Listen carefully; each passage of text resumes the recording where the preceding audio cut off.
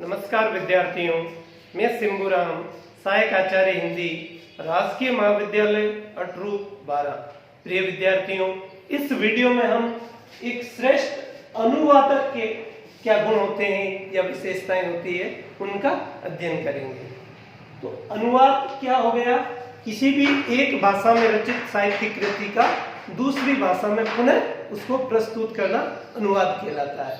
अनुवाद करने वाला अनुवादक कहलाता है। और अनुवादक है उसमें क्या विशेषताएं या गुण होते हैं? बहुज्ञता, भाषा पर पूर्ण अधिकार, तटस्थता, वस्तुपरकता, अनुवाद केवल शब्दानुवाद में प्रतीत हो, मूल कृति से भावात्मक तादात्म्य, भाषा की प्रकृति का पूर्ण ज्ञान, मूल भाषा से अनुवाद, मूल कृति और रचनाकार के प्रति श्रद्धा। अब इनका हम विस्तार से अध्ययन करेंगे। पहला है बहुज्ञता। तो एक अनुवादक में बहुज्ञता का गुण होना चाहिए, उसे अनेक विषयों की जानकारी होनी चाहिए। यदि उसे अनेक विषयों की जानकारी नहीं है तो वह एक श्रेष्ठ अनुवाद नहीं कर सकेगा। एक श्रेष्ठ अनुवाद की सबसे पहली पहचान यही है कि उसे पढ़ने पर मूल कृति का एहसास होना चाहिए। ऐसे नहीं लगना चाहिए कि वह अनुदित रचना है। अनुवाद सृजन का पुनः सृजन है।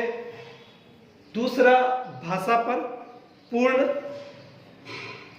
अधिकार। एक श्रेष्ठ अनुवादक को स्रोत अथवा मूल भाषा तथा लक्ष्य भाषा दोनों में पारंगत होना चाहिए। जैसे यदि अंग्रेजी भाषा की रचना का हिंदी में अनुवाद किया जा रहा है तो अनुवादक को अंग्रेजी तथा हिंदी दोनों भाषाओं का पूर्ण ज्ञान होना चाहिए। यदि उसे दोनों भाषाओं का पूर्ण ज्ञान नहीं है तो वह एक श्रेष्ठ अनुवाद नहीं कर सकेगा। अगला, तटस्थता। अनुवादक जब भी किसी रचना का अनुवाद करता है तो उसे वस्तुपरकता और तटस्थ दृष्टिकोण अपनाना चाहिए। वैज्ञानिक, दार्शनिक, कार्यालय साहित्य के अनुवाद में तो उसे विशेष रूप से वैज्ञानिक किसी तटस्थता से काम लेना चाहिए। साहित्यिक कृतियों के अनुवाद में भी उसे अपनी व्यक्तिगत रुचियों, अभिरुचियों या अरुचियों से ऊपर उठकर अनुवाद कार्य में प्रवृत्त होना चाहिए। अगला, वस्तुपरकता। वस्तुपरकता का गुण भी अनुवादक में होना चाहिए, नहीं तो वह श्रेष्ठ अनुवाद नहीं कर पाएगा। अनुवाद केवल शब्दानुवाद न प्रतीत हो। अनुवादक जब एक भाषा से दूसरी भाषा में अनुवाद करता है तो उसमें मूल भाषा के अनुरूप उसमें भाव भी होने चाहिए। भावों का भी उसमें उसी रूप में समावेश होना चाहिए। वह ऐसा नहीं लगना चाहिए केवल शब्दों का ही अनुवाद हुआ है।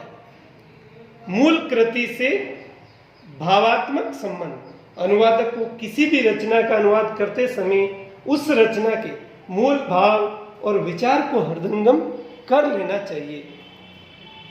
अनुवाद मूल रचना के भाव विचार का पुनः सृजन है। अतः अनुवादक के लिए आवश्यक है कि वह रचना के प्रतिपाद्य, चाहे वह भाव विचार, कल्पना, अनुभूति, उद्देश्य आदि को आत्मसात करके ही अनुवाद कार्य में प्रवृत्त हो, अन्यथा वह एक सफल अनुवाद प्रस्तुत नहीं कर पाएगा। भाषा की प्रकृति का पूर्ण ज्ञान। उसे भाषा की प्रकृति का भी पूर्ण ज्ञान होना चाहिए।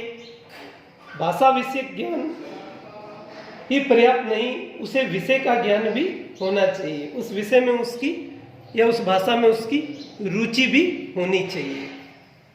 अगला, मूल भाषा से अनुवाद। एक श्रेष्ठ अनुवाद तभी संभव होगा यदि वह मूल रचना से सीधे अनुदित किया गया हो। यदि संस्कृत भाषा की रचना का अंग्रेजी में अनुवाद करना है तो उसे संस्कृत की मूल रचना से ही किया जाना चाहिए, न कि किसी जर्मन से अनुदित रचना से। देखा भी गया है कि अनुवादक रचना की मूल भाषा तो जानता नहीं और वह किसी अन्य भाषा के अनुवाद से उसका अनुवाद कर देता है। यह प्रवृत्ति वांछनीय नहीं है।